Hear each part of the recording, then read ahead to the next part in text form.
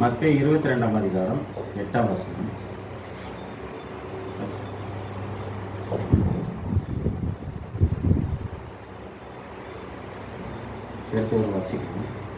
அப்பொழுது அவன் தன் ஊழியக்காரரை நோக்கி, கல்யாண விருந்து ஆயத்தமாய் இருக்கிறது, அழைக்கப்பட்டவர்களோ அதற்கு அபாத்திரராய் போனார்கள். சபையாராமல் அப்படி கேட்டுக்கொள்ளப்படுகிறது. பிரியமானவர்களே, இந்த நாளிலே நாம் கல்யாண விருந்து என்ற ஒரு தலைப்பை நாம் மையமாக வைத்து இந்த நாளிலே ஒரு சிறப்பு தியானத்தை பார்க்க இருக்கிறோம். கல்யாண விருந்து அல்லது விருந்தாளிகள் அல்லது கல்யாண விருந்தம், கல்யாண வஸ்திரமும், இது 3 தலைப்பு நம்ம கொடுக்கலாம். இந்த பாடத்துக்கு 3 தலைப்பு நம்ம கொடுக்குறோம். ஒன்று விருந்தாளிகள் அப்படின்னு நம்ம கொடுக்கலாம், அல்லது கல்யாண விருந்துன்னு கொடுக்கலாம். 3வது ஒரு தலைப்பு நம்ம கொடுக்குறோம், கல்யாண விருந்தும் கல்யாண வஸ்திரமும் அப்படின்னு ஒரு 3 தலைப்பை நம்ம இந்த பகுதி கொடுக்குறோம். இது இப்போ நம்ம வாசிக்கணும் இல்லைங்களா? விருந்துக்கு அழைக்கிறார். அப்போ இன்னொருக்க படிங்க, 22ஆம் அதிகாரம் 8ஆம் வசனம். அப்பொழுது அவர் தன் ஊழியக்காரரை நோக்கி, கல்யாண விருந்து ஆயத்தமாய் இருக்கிறது, அழைக்கப்பட்டவர்களோ அதற்கு அபாத்திரமாய் போனார்கள் அப்படின்னு சொல்றாரு. கல்யாண விருந்து அப்படின்னு சொல்லுகிறார். 11ஆம் வசனம். அதிலே 11 வசனம்,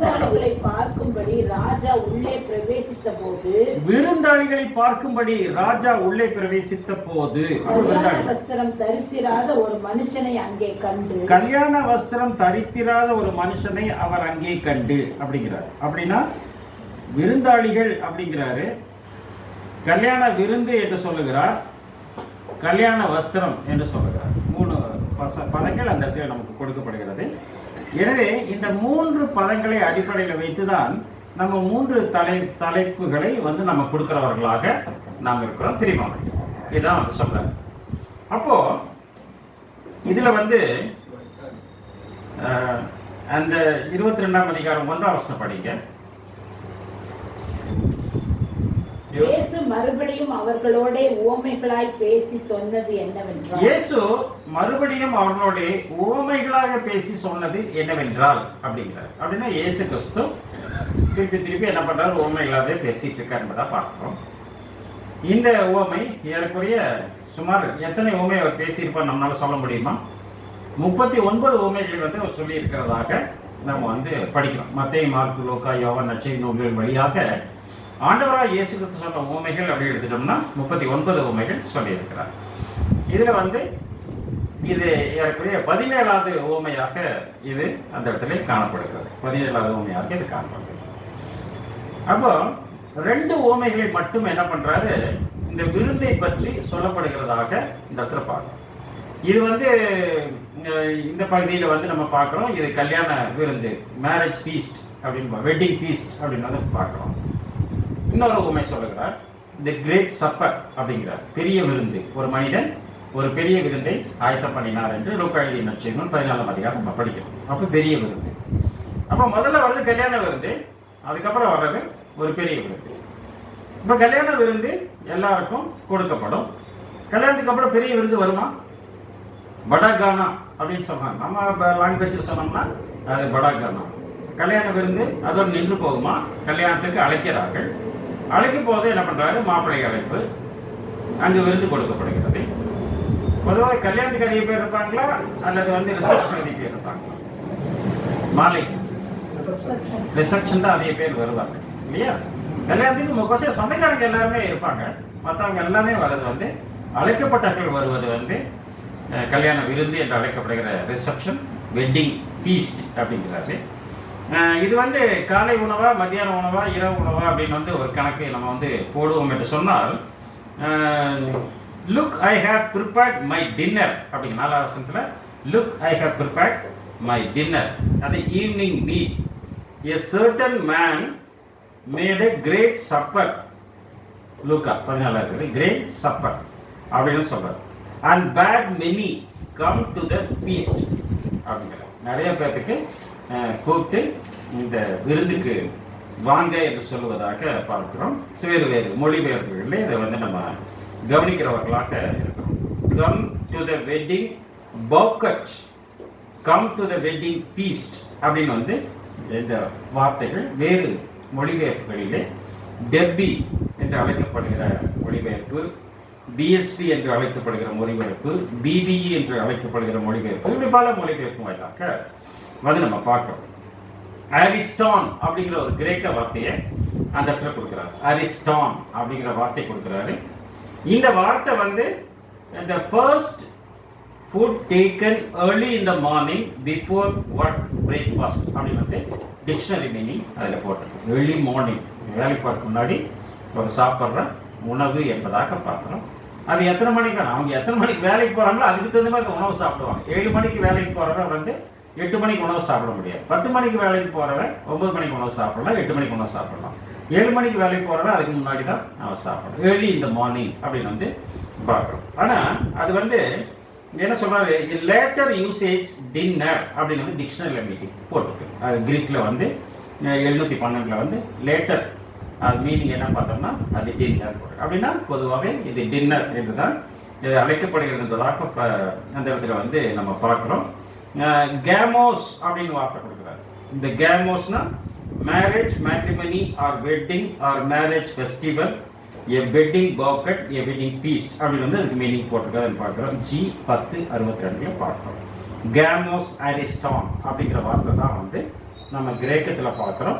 வெட்டிங் ஃபீஸ்ட் அப்படின்னு வந்து சொல்லப்படுகிறதாக வந்து பார்க்குறோம்.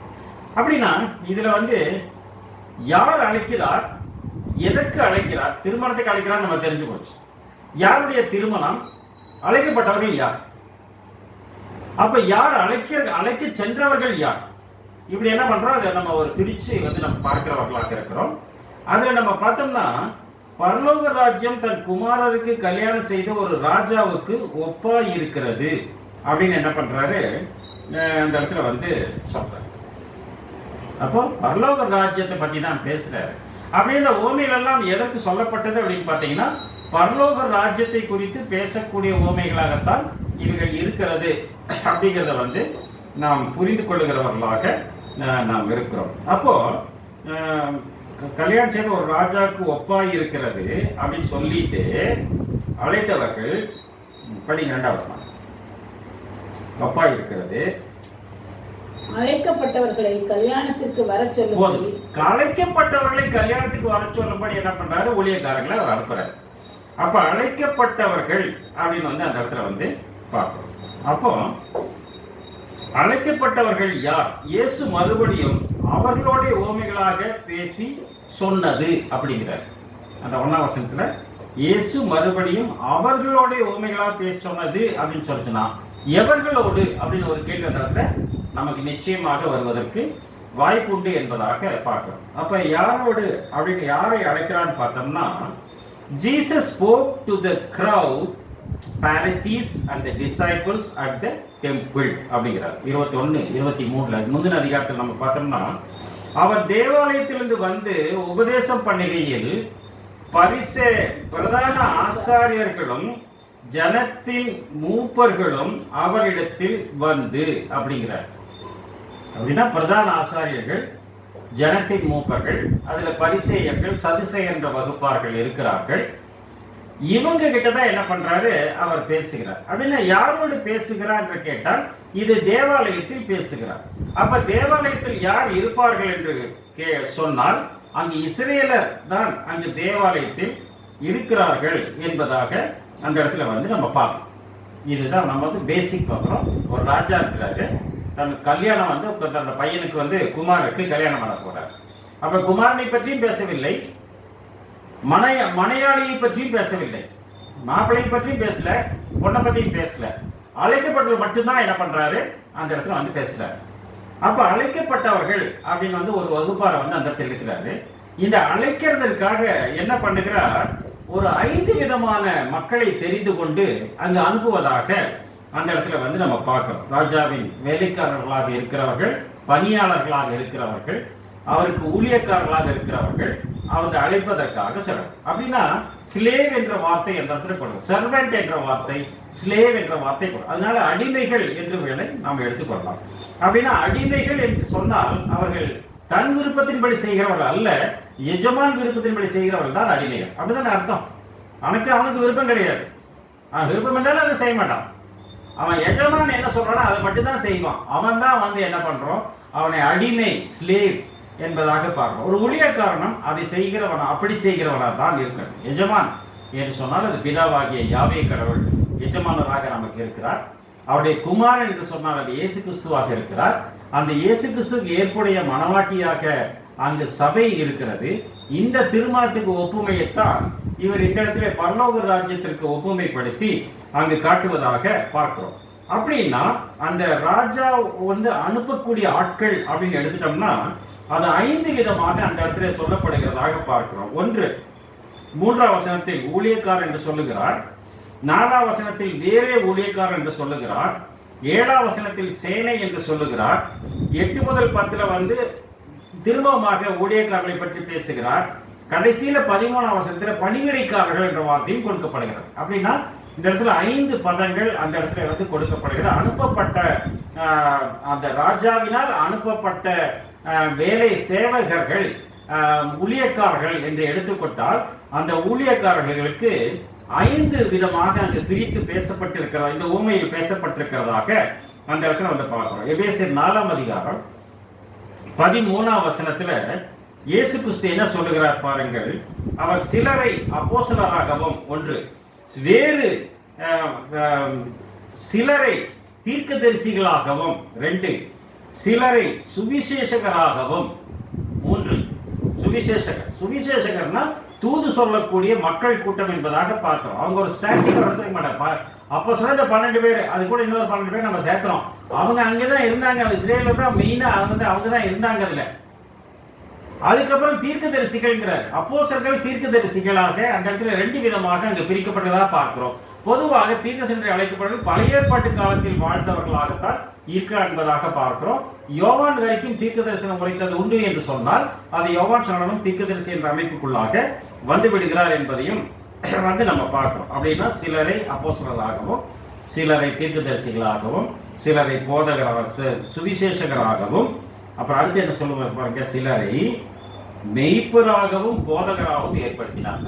மெய்ப்பர்கள், போதகர், 5 விதமான கூட்டத்தாரை என்ன பண்றாரு, பிற்காலத்துல வந்து அந்த சுவிசேஷம் பரவுவதற்காக, நற்செய்தி அறிவிப்பதற்காக, ஆண்டவருடைய விருந்துக்கு அழைத்து செல்லப்படுகிறவர்களாக ஒரு 5 விதமான கூட்டத்தை ஏற்படுத்தி இருக்க என்பதுதான் பார்க்கணும். அப்போ இங்க என்ன சம்பவம் அங்கு நடக்கிறது என்று பார்த்தால், முதல் அழைப்பு அங்கு வருகிறது என்பதாக பார்க்கணும். 2 விதமான அழைப்பு இந்த இடத்துல கொடுக்கிறார். 1, முதல் அழைப்பு அழைக்கிறார்.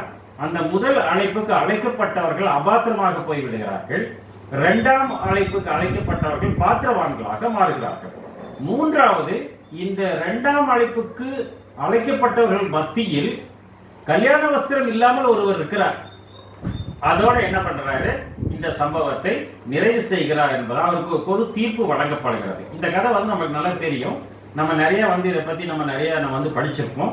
அதுல வந்து என்ன பண்றோம், வேத வாக்கியங்களை கொண்டு அது ஒரு ஆராய்ச்சி பாடமாக அமைத்து என்ன பண்ணுகிறோம், இந்த பரலோக ராஜ்யத்துக்குரிய நிகழ்வுகளில் அங்கு நடைபெற்ற சம்பவங்களில் ராஜா யாருன்னு நம்ம கண்டுபிடிச்சிட்டோம், கல்யாணம் யாரோட கல்யாணம்னு கண்டுபிடிச்சிட்டோம், அதுல மாப்பிள்ளை யாரு பொண்ணு யாருன்னு நமக்கு தெரியும். அதனால அதை சொல்லணும்னு அவசியமே இல்லை. இந்த அழைக்கப்பட்டவர்களும் முதல் அழைப்புக்கு உட்பட்டவர்களும் 2ஆம் அழைப்புக்கு உட்பட்டவர்களும் இந்த அழைக்க சென்றவர்களை பற்றி தான் என்ன பண்றோம், நாம் தியானமாக எடுத்துக்கொள்கிறவர்களாக இருக்கிறோம் பிரியமானவர்களே. அந்த 3ஆம் வசனத்தில் பேசுகிறார், அழைக்கப்பட்டவர்களை கல்யாணத்துக்கு வர சொல்லும்படி ராஜா ஊழியக்காரர்களை அனுப்பினார், அவர்களோ மனதில்லாதிருந்தார்கள். அழைக்கப்பட்டவர்களை கூப்பிடுறாரு, அவர்களோ வர மனதில்லை. அப்ப முதல்ல ஒரு அழைப்பு வருகிறது. அப்ப அந்த அழைப்பு வரும்போது அவங்க என்ன பண்றாங்க, அவங்களுக்கு மனசு வரல. இருக்கு என்ன, மழை பெய்யுது, வெயில் அடிக்குது, குளிர் அடிக்குது, கால் வலிக்குது, கை வலிக்குது, தலை வலிக்குது, டயர்டா இருக்கு, வேலைக்கு போயிட்டு வந்து ரொம்ப டயர்ட் ஆயிடுச்சு, ராத்திரி பூரா வேலை செஞ்சேன், உலகத்துக்காக நாங்கள் 24 மணி நேரம் பாடுபடுவோம், 8 நாளும் பாடுபடுவோம். ஆனால் ஆண்டவரின் அழைப்புக்கு, ஆண்டவரின் விருந்துக்கு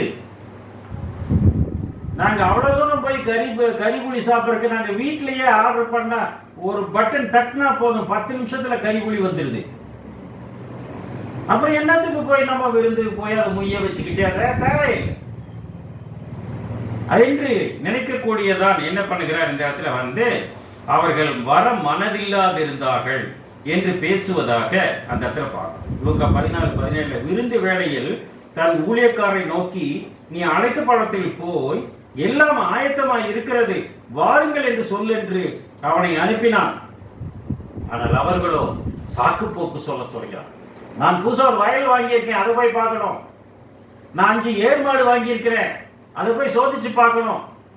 நான் புதுசா எல்லாமே புதுசுதான். புதுசா வயல் வாங்கியிருக்கிறாரு, புதுசா புல்லட் வாங்கியிருக்கிறாரு, புதுசா ஏர்மாடு வாங்கியிருக்கிறாரு, ஒரு ஆடி கார் வாங்கியிருக்கிறாரு, புதுசா கல்யாணம் பண்ணி இருக்கிறாரு. நாங்க அதுக்குதான் முக்கியத்துவம் கொடுப்போம் என்று உலக பிரகாரமான முக்கியத்துவம் கொடுக்கிறவர்கள் நிச்சயமாக இந்த கல்யாண விருந்தை அசட்டை செய்வார்கள் என்பதை அந்த இடத்துல பார்க்கணும். அப்ப முதல் வந்தது தீர்க்கதரிசிகள் என்பதாக பார்க்கணும். அந்த தீர்க்கதரிசிகளை அவர்கள் நிராகரித்தார்கள் என்பதாக பார்க்கணும். படிக்கலாம். அது மத்த 21:26 அங்க கேட்கிறாங்க, நீ வந்து இது யார எந்த அதிகாரத்துல இதை செய்றீங்க அப்படின்னு கேட்கிறாரு. யாரு உங்களுக்கு அதிகாரத்தை கொடுத்தது யாருன்னு ஜீசஸ் கேட்கிறாங்க. பரிசேயர்கள் வந்து, நான் உங்ககிட்ட ஒண்ணு கேட்கிறேன், யோவான் கொடுத்த ஞானம் கடவுளால் உண்டானதா மனுஷன் உண்டானதா? அது நீங்க சொல்லுங்க, நான் சொல்றேன் அப்படின்னு சொல்றாரு. அதுக்கு அவங்க என்ன மறுத்தரம் சொல்கிறாங்க பாருங்க. மனுஷரால் உண்டாயிற்று என்று சொல்லுவோமானால் ஜனங்களுக்கு பயப்படுகிறோம், எல்லாரும் யோவானை தீர்க்கதரிசி என்று சொல்லுகிறார்களே. அப்போ முதல் வந்து அழைப்பு யாருது? பரலோகம், மன திரும்புகள் பரலோகம் சமீபமா இருக்கு என்று சொன்னவர் யார்? யோவான் ஸ்நானகன் இல்லையா? அது ஏனோக்கில் இருந்து இயேசு கிறிஸ்துவின் வருகையும் பரலோக ராஜ்யத்தையும் அதிகமாக பேசிக் கொண்டு வந்தார்கள். இவர்களெல்லாம் தீர்க்க தரிசனமாக சொன்னார்கள். யோவானை தீர்க்கு சென்று எண்ணுகிறார்கள் என்று ஆலோசனை பண்ணி இயேசுக்கு புதியத்தனமாக எங்களுக்கு தெரியாது என்றார். எனக்கு தெரியாது, முதல் பொய்யே எனக்கு தெரியாது. வேதாகமத்தில் முதல் பொய்யே என்னங்க, எனக்கு தெரியாது இல்லையா? உன் சகோதரன் எங்கே? நான் அறியேன். அதான் பொய். மனிதன் சொன்ன முதல் பையன் தான், எனக்கு தெரியாது. அப்ப ignorance is the greatest crime. எனக்கு தெரியாம இருந்துச்சுன்னு வைங்க, நிச்சயமாவே உங்களுக்கு தெரியலன்னா அது ஒரு கிரைம். அது நீங்கள் தெரிந்து இருக்க வேண்டும், நீங்க அதை பற்றி யோசனை பண்ணி இருக்க வேண்டும். லேடிஸ் எல்லாம் காவலன் ஆப்பை டவுன்லோட் பண்ணி வைக்கிறாங்க. இன்னைக்கு நடக்கக்கூடிய நிகழ்வுகளின் அடிப்படையில் பார்த்தோம்னா, காவலன் ஆப்பை டவுன்லோட் பண்ணி ஏதாவது பிரச்சனை டக்குன்னு ஒரு பட்டன் தட்டுங்க, போலீஸ் வந்து நிற்கும். இக்னோரன்ஸ் தெரியல. இப்படி தெரியாமல் அநேக காரியங்களை நாம் என்ன பண்ணுகிறோம், நாம் சிக்கல்களுக்குள்ளாக இருந்து கொண்டு இருக்கிறோம் என்பதாக தான் அந்த இடத்துல வந்து பார்க்கிறோம். அப்போ அந்த இடத்துல அழைப்புக்கு சென்றவர்கள் தீர்க்கதரிசிகள் என்பதாக கேட்டாங்களா? வர மனதில்லை. ஏன் மனதில்லை? யாருக்கு மனதில்லை அப்படின்னு பார்த்தோம்னா, மத்தேயு 3:5-7 அப்பொழுது எருசலேம் நகரத்தாரும் யூதேயா தேசத்தாரும் அனைவரும் யோர்தானுக்கு அடுத்த சுற்றுப்புறத்தார் யாவரும் அவரிடத்தில் வந்து தங்கள் பாவங்களை அறிக்கையிட்டு யோர்தான் நதியில் அவரால் ஞானஸ்நானம் பெற்றார்கள். யோவான் ஸ்நானகனை பற்றி தான் பேசுறார். எருசலேம் நகரத்தார், யூதேயா தேசத்தார், யோர்தானுக்கு அப்புறத்தில் இருக்கக்கூடிய மக்கள், இவங்கெல்லாம் வந்து யோர்தான் நதிகிட்ட வந்து யோவான் ஸ்நானகிட்ட தங்கள் பாவங்களை அறிக்கையிட்டு ஞானஸ்நானம் பெறுகிறார்கள். அது 7ஆம் வசனத்துல பாருங்க. பரிசேயர்களும் சதிசேயர்களும் அநேகர் தன்னிடத்தில் ஞானஸ்நானம் பெறும்படி வருகிறதை கண்டு, விரியன்பாம்பு குட்டிகளே, வருங்கோபத்துக்கு தப்பித்துக் கொள்ள உங்களுக்கு வகை காட்டினம் யார்? மனம் திரும்பற்கேற்ற கடி கொடுங்கள். ஆபிரகாம் எங்களுக்கு தகப்பன் என்று உங்களுக்குள்ளே சொல்லிக்கொள்ள நினையாதீர்கள், ஏனெனில் இந்த கல்லுகளினாலே ஆபிரகாமுக்கு பிள்ளைகளை உண்டு பண்ண வல்லவராய் இருக்கிறார் என்று சொல்லி. அப்படின்னா இந்த எருசலேம் நகரத்தார், சுற்றுப்புறத்தார், பரிசேயர்கள், சதுசேயர்கள் இவரெல்லாம் அவர்கள் ஞானஸ்நானம் பெற்று வருகிறார்கள். ஆனால் என்ன சொல்லுகிறார்? மனம் திரும்புவதற்கு கனி கொடுங்கள். ஆபிரகாம் உங்களுக்கு தகப்பன் உங்களுக்குள்ளே சொல்லிக்கொள்ள நினையாதீர்கள் அப்படின்னு நினைச்சுக்காதீங்க. அதான் நாங்களே பெரியாருங்க, எங்களெல்லாம் யார் நினைச்சிட்டீங்க அப்படின்னு நினைச்சுக்காதீங்க. அவளை பற்றி பேசும்போது விரியன் பாம்பு குட்டிகளே, பாம்புன்னா யாருக்கு பிசாசு இல்லையா? விரியன் பாம்புன்னு என்னது? கட்டு விரியன், கட்டு கட்டையா இருக்கும், செக்ஸ் போட்டிருக்கும், செக்ஸ் போட்ட ட்ரெஸ் போட்டிருக்கும் இல்லையா? விரியன் பாம்பு குட்டிகளே, வருங்கோபத்துக்கு தப்பித்து வாய்க்கிறார். அப்படின்னா எங்க இஸ்ரேல் ஜனங்கள் யூத ஜனங்களை பேசும்போது அவர் விரியன் பாம்பு குட்டிகள் என்று பேசுகிறார். அவர்கள் பிசாசின் பிள்ளைகளாக மாறி இருக்கிறார்கள். அவர்கள் உலக பிரகாரமான எல்லா ஞானத்திலும் தங்களை வளர்த்தி கொண்டிருக்கிறார்கள். ஆனால் ஆண்டவராய் இயேசு கிறிஸ்து யார் என்று அறியாதவர்களாக வாழ்ந்து கொண்டிருக்கிறார். இன்னைக்கு யூதர்கள் விட பெரிய ஆளா இருக்கலாம், உலகத்துல பெரிய ஞானிகள் டாப் கிளாஸ் எல்லாரும் மெச்சிக்கலாம். அவர்கள் இயேசுவை அறிந்திருக்கிறார்களான்னு கேட்டா தெரியாது. எங்களுக்கு அது ஐடியா இல்லை, எனக்கு தெரியாது. அவர் வருவாருங்க, நீங்க சும்மா என்ன கதையால 2000 வருஷத்துக்கு முன்னாடி நடந்த கதையே இன்னும் அவங்களுக்கு ஏற்றுக்கொள்ள பக்குவம் இல்லை என்பதாக பார்க்கிறார்கள். மத்தேயு 10:6 என்ன சொல்றாரு பார்த்தோம்னா, காணாமல் போன ஆடுகளாக இஸ்ரேல் வீட்டாடத்துக்கு போகையில் பரலோகராஜ சமீபத்திற்கு என்று பிரசங்கிங்கள். இஸ்ரேல் ஜனங்கிட்ட போய் சொல்லுங்கிற. ஏன் அவங்க கேட்க மாட்டாங்களே? ஏன் அப்படி சொல்றாருன்னா, எசேக்கியேல் 3:5-7 மற்றும் 2:7 நம்ம பார்த்தோம்னா, விளங்காத பேச்சும் கடினமான பாஷையுள்ள ஜனத்தண்டைக்கு அல்ல இஸ்ரேல் சந்ததியாரிடத்திற்கு நீ அனுப்பப்படுகிறாய். எசேக்கியேல் அனுப்புறாரு. விளங்காத பேச்சும் கடினமான பாஷையும் உள்ள கட்டால் குட்டான் பேசக்கூடிய அப்படி பாஷையிற்கு அனுப்பப்பட்டவல்ல, இஸ்ரேல் சந்ததியினத்துக்கு நீ அனுப்பப்படுகிறாய்.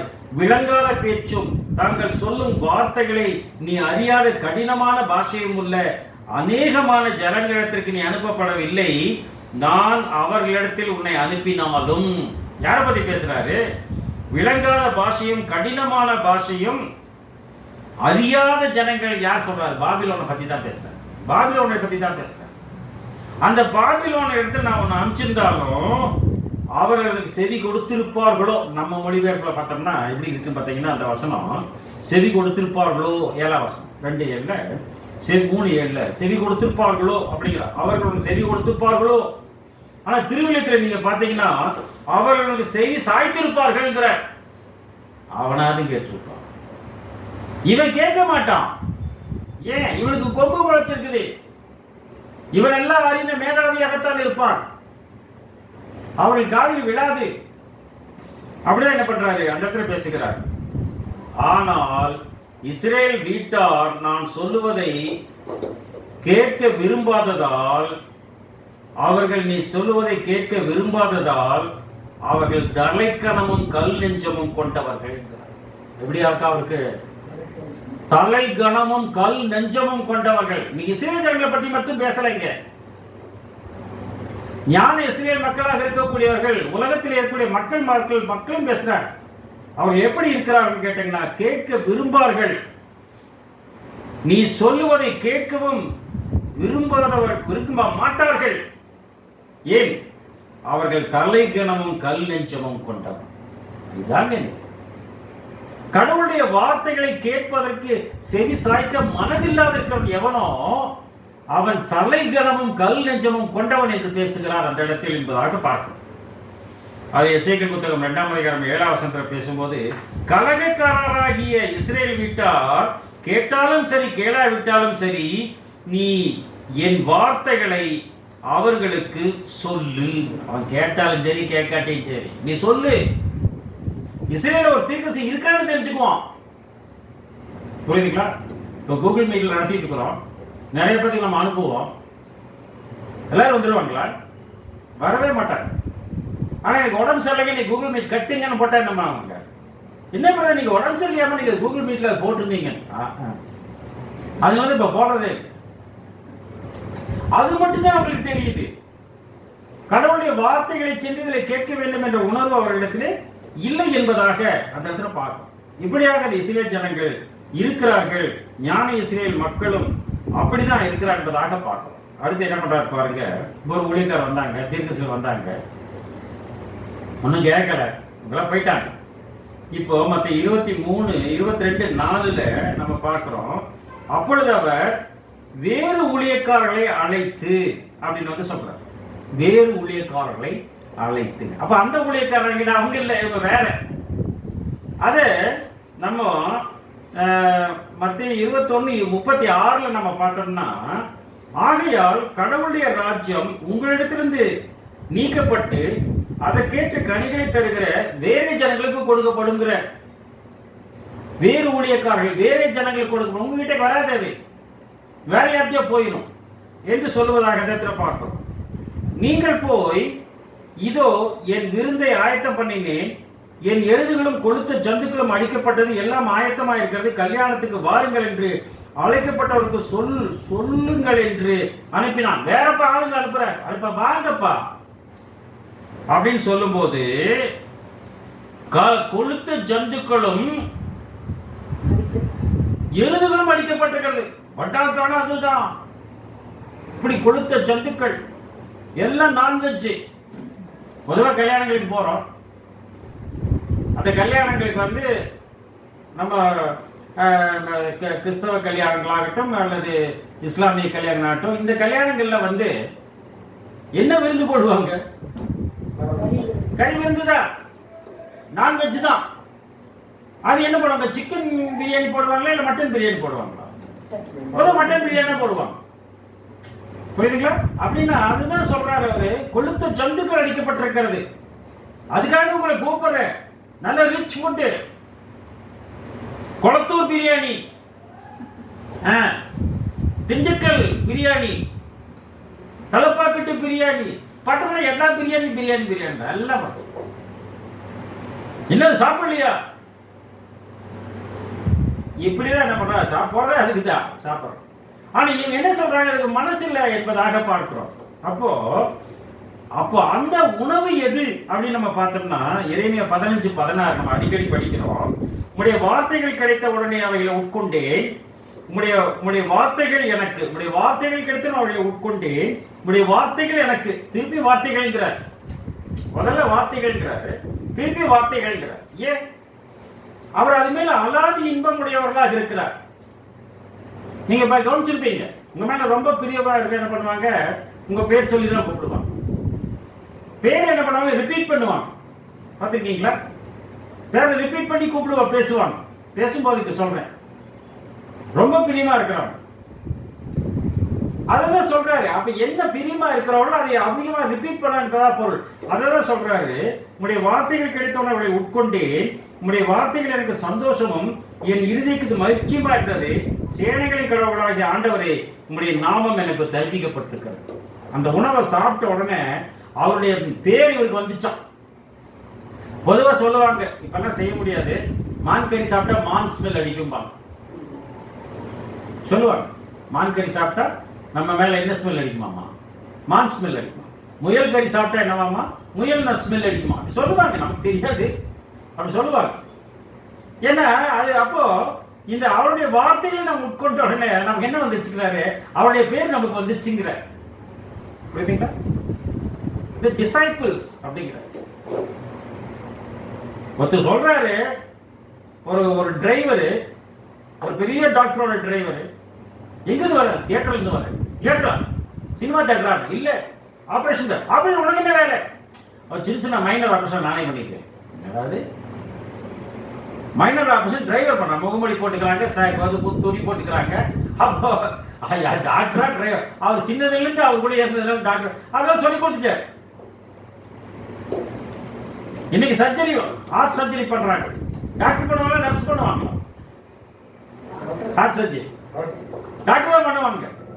ஆனா இந்தியன் ஏர்போர்ட்ஸ்ல பாத்துட்டீங்கன்னா medical officer, nursing officers heart surgery பண்றாங்க இன்னைக்கு. அவங்களுக்கு அந்த பவர் கொடுத்துருக்கிறாங்க. புரியுதுங்களா?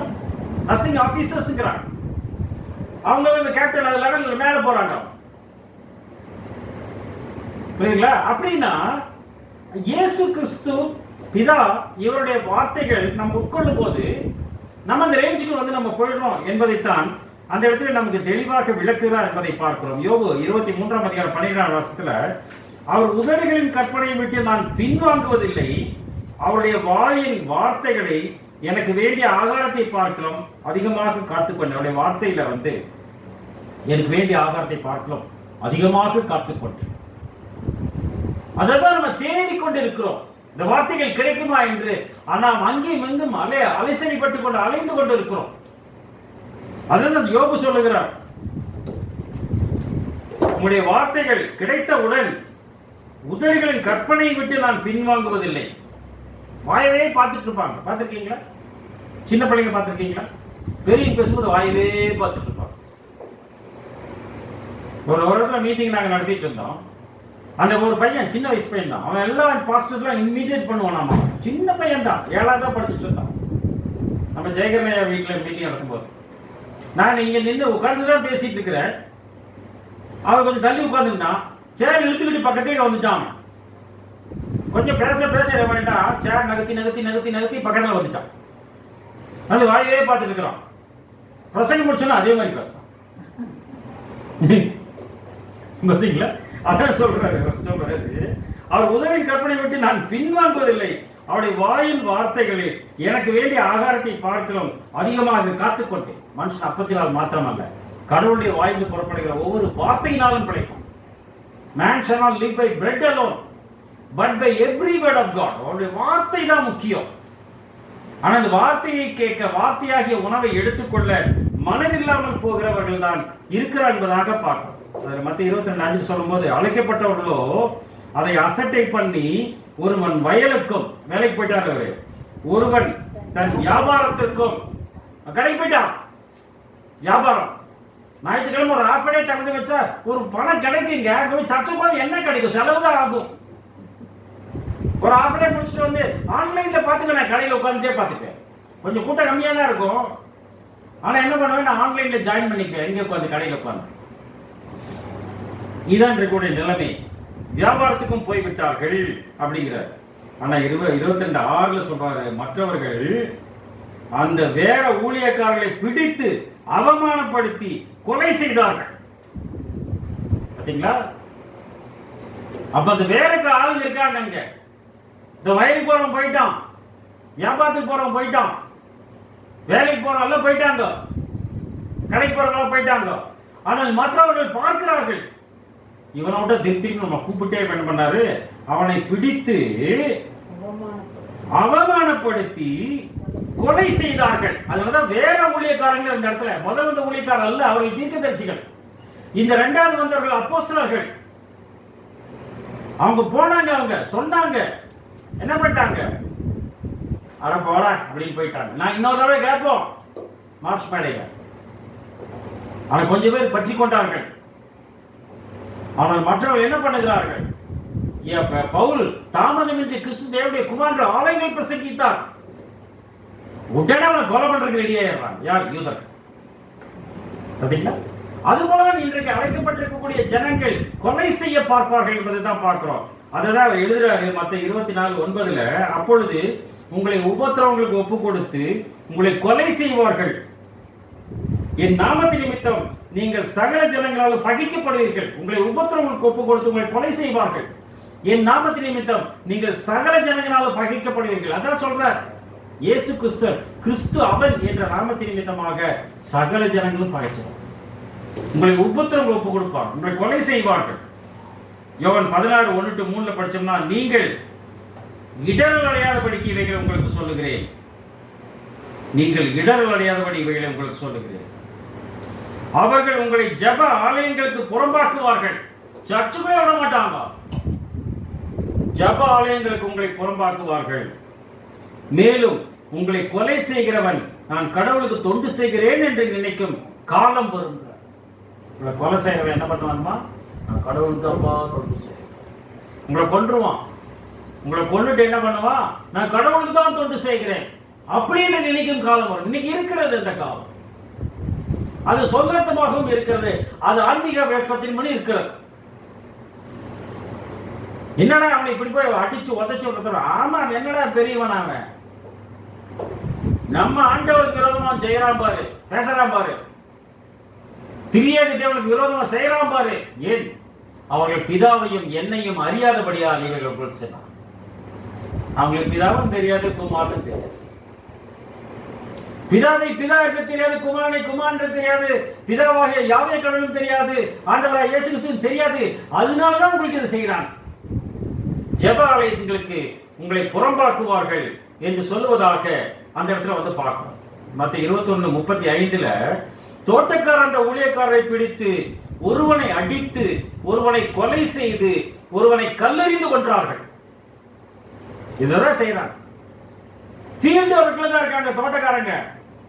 ஆன்மீக தோட்டத்தில் அவர்கள் மரம் செடிகளை வெட்டி கொண்டு தோட்டத்தில் வசதிகளை வாய்ப்புகளை மேற்கொண்டு பழங்களை சாப்பிட்டு யாரோ வச்சு தோட்டம் குத்தைக்காரங்க எல்லாம் ஜாலியா சாப்பிட்டு இருக்கிறாங்க. அவர்கள் ஒருவனை அடித்தார்கள், பவுலை அடித்தார்கள். ஒருவனை கொலை செய்தார்கள், யாக்கோபை கொலை செய்தார்கள். அப்போ 12 படிக்கிறோம். ஒருவனை கல்லெறிந்து கொண்டார்கள். யாரும்? ஸ்தேவான். ஸ்தேவானை கல்லெறிந்து கொண்டார்கள், யாக்கோபை கொலை செய்தார்கள், பவுலை அடித்து துன்புறுத்தினார்கள், சிறைச்சாலையில் போட்டார்கள். இதுதான் அவங்க செய்வாங்க என்று சொல்லுகிறார். அதுதான் மத்தேயு 23:37-38 ஆண்டவர் சொல்லுகிறார், எருசலேமே எருசலேமே, யூத ஜனங்களே, அழைக்கப்பட்ட திருச்சபையே, எருசலேம் என்று அழைக்கப்படுகிற புனித நகரமே, தீர்க்கதரிசிகளை கொலை செய்து உன்னிடத்தில் அனுப்பப்பட்டவர்களை கல்லெறிகிறவர்கள்.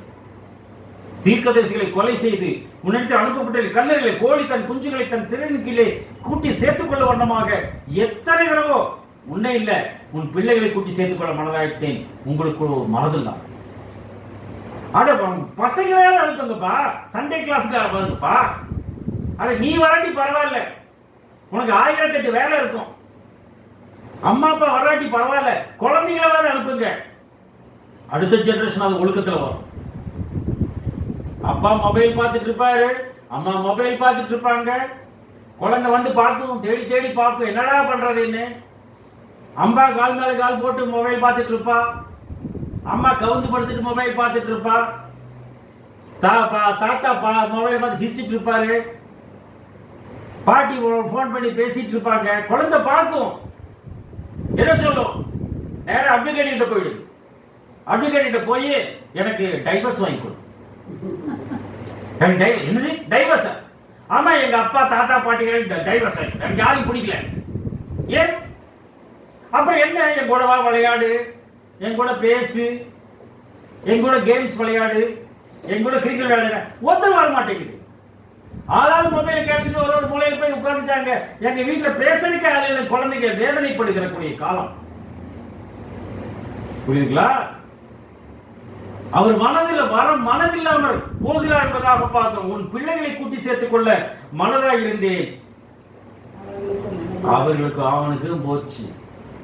உங்களுடைய தான் பிள்ளைகளுக்கு வரும், போய்விட்டது என்பதாக பார்க்கிறோம். இதோ உங்கள் வீடு உங்களுக்கு பாழாக்கி விடப்படும். உன் வீடு உனக்கு எருக்களமாக்கப்படும். ஆட்சிங்க கிபி 70 தீத்துராயன் வந்து சின்னாபின்னமாக்கினாங்க இல்லையா? 6 லட்சம் யூதர்களை சிலுவையில் அறைந்து கொன்றார்கள். தீத்துராயன் காலத்தில் கிபி 68-70. 2ஆம் உலக போரின் போது சொல்றாரு, உன் பிள்ளைகளை கூட்டி சேர்த்துக் கொள்ள மனதாக இருந்தவர்களுக்கோ மனதில்லாமல் போய்விட்டது. எருசலேமே கோழி அனுப்பப்பட்டவர்களை கல்லறிகிறவர்களே,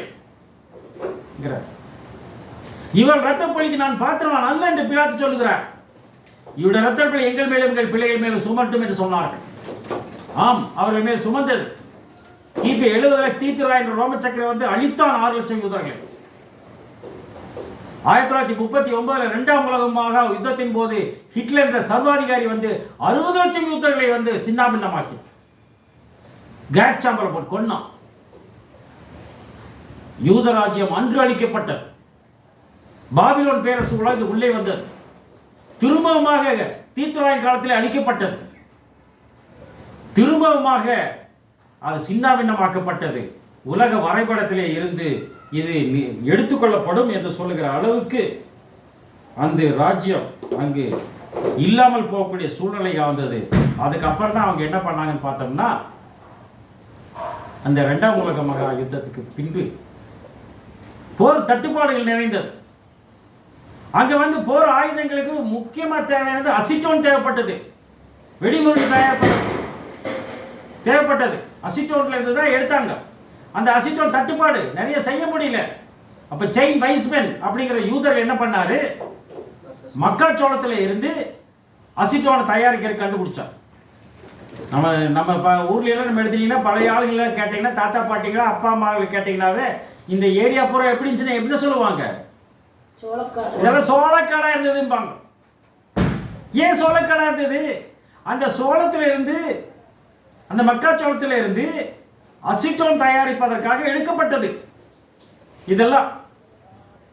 அப்ப அதுல என்ன பண்றாங்க, அவங்க ஜெயிச்சதுக்கு அப்புறம் உங்களுக்கு என்ன வேலை கேட்கும்போது அந்த லேண்ட் என்ன பண்ணது, அவர்களுக்கு கொடுக்கப்பட்டது என்பதாக அந்த இடத்துல பார்க்கணும். 1 தெசலோனிக்கேயர் 2ஆம் அதிகாரம் 14 to 16 நம்ம பார்த்தோம்னா, எப்படி எனில் சகோதரரே, யூதா தேசத்தில் கிறிஸ்து இயேசுவுக்குள்ளாக கடவுளுடைய சபையை நீங்கள் பின்பற்றுகிறவர்களாகி அவர்கள் யூதராலே எப்படி பாடுபட்டார்களோ அப்படியே நீங்களும் உங்கள் சுய ஜனங்களாலே பாடுபடுவீர்கள்.